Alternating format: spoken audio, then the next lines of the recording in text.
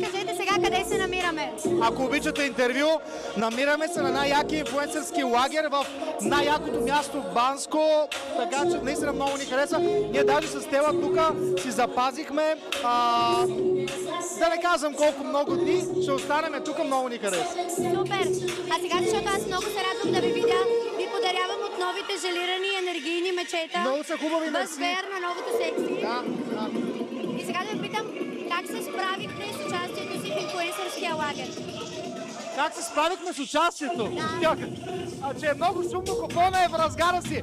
Справихме се страхотно, имахме много яки задачи. Задължително гледайте, защото много яко се получи, изкепихме се много. Имаше страшно много емоции, разнообразихме си.